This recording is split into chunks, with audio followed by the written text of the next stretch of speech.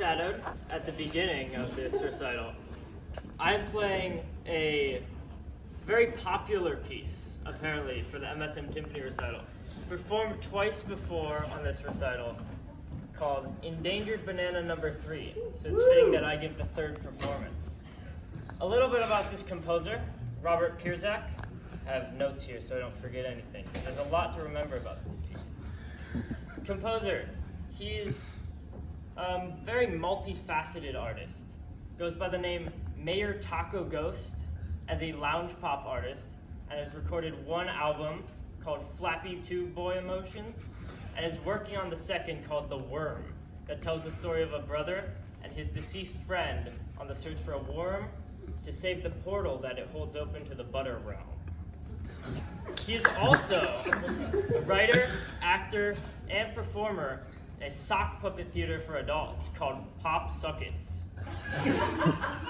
As you can tell, as well as being a classical composer, he has a lot of outside influences that obviously influence this piece through like references to Duran Duran and Singin' in the Rain, popular works of the day, you could say.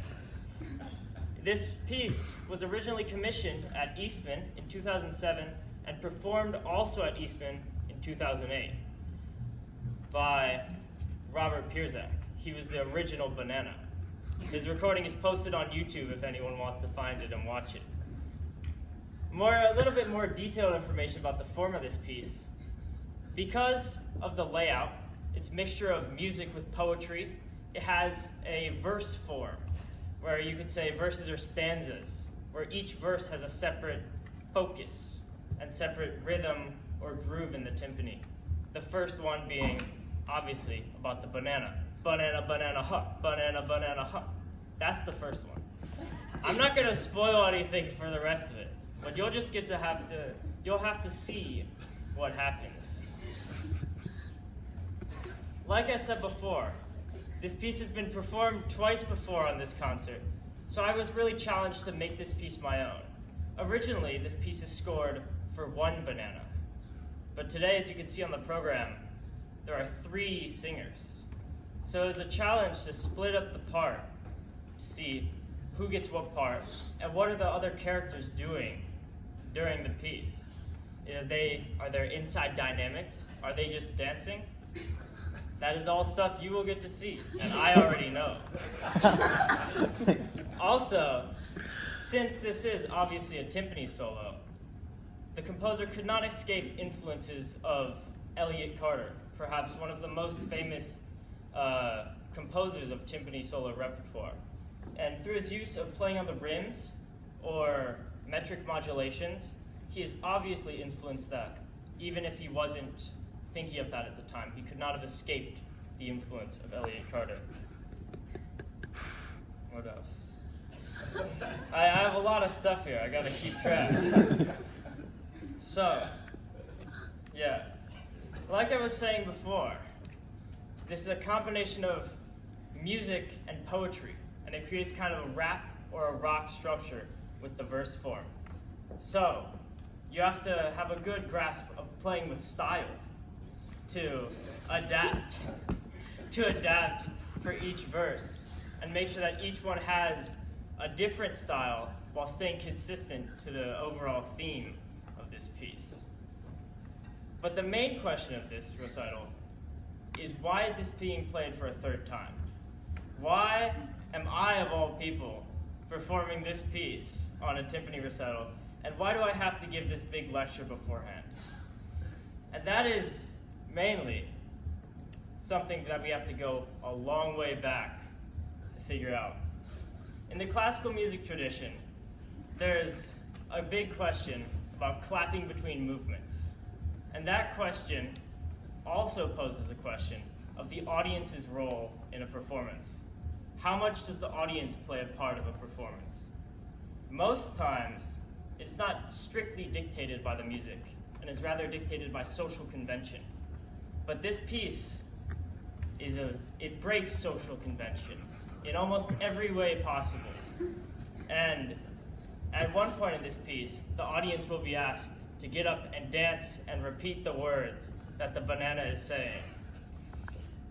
And I was thinking, that's kind of strange. Why is it doing that? So I had to delve deeper into the piece, and I realized the banana's the ones that are doing the talking. The bananas are the people who are doing the talking. Tomato, the soy sauce, those are all characters. That means if you talk, that means you have to be a character, which means the audience also has to be a banana. And then I was thinking, if you think about how an audience sits in a concert hall, it's a U shape, thicker in the middle, gets thinner on the edge. Last time I checked, that's the shape of a banana. And I was thinking, what does this mean in the greater aspect of music? So I figured out the audience is an endangered banana. What does that mean? That has to mean that the composer, this is a social commentary. The composer thinks classical music is dying. And by using a classical genre as a timpani solo and melding it with 80s pop bands and Singing in the Rain, pop references, tries to win back the classical audience to classical music. So, please enjoy this performance of Endangered Banana.